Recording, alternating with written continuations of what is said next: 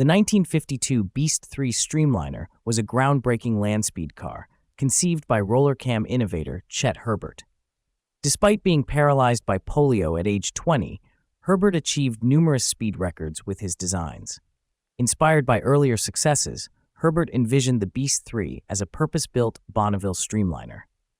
He collaborated with mechanical engineer Rod Schapel, who applied his expertise from California Institute of Technology's wind tunnel to craft the car's aerodynamic shape.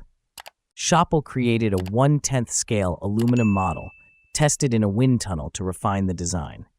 The final full-scale body was constructed from fiberglass, hand-molded in Schapel's backyard, requiring 2 months of meticulous work. The process was so demanding that the molds were discarded after completion. This effort made the Beast III truly one of a kind. The chassis was sourced from Paul Sylvia and modified extensively by Herbert.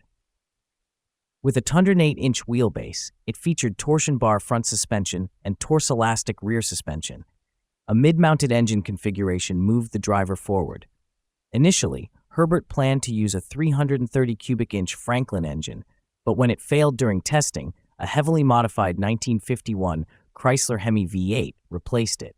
Equipped with Hilborn Traverse fuel injection, a Vertex magneto, and custom exhausts, the engine was coupled to a Ford V8 transmission via a Cook adapter and powered Halla-brand magnesium wheels with Firestone Bonneville tires.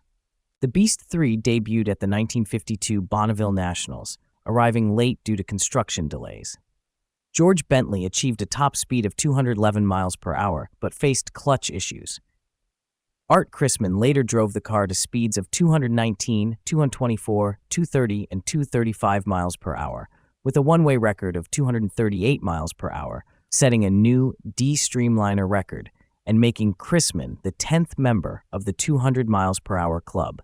In 1953, Dana Fuller acquired the car and installed a 425 cubic inch GMC diesel engine with twin superchargers, setting 2 world records for diesel cars. Retired in 1955, the Beast III remained in storage until 2009, when collector Mark Brinker and Dave Krause of Custom Auto restored it using over 70% of its original components. The restored Beast III debuted at the 2010 Pebble Beach Concours d'Elegance, winning second place in its class, and later appeared at the Peterson Automotive Museum. Brinker eventually donated the car to the Wally Park's National Hot Rod Association Motorsports Museum, where it remains a testament to innovation and determination.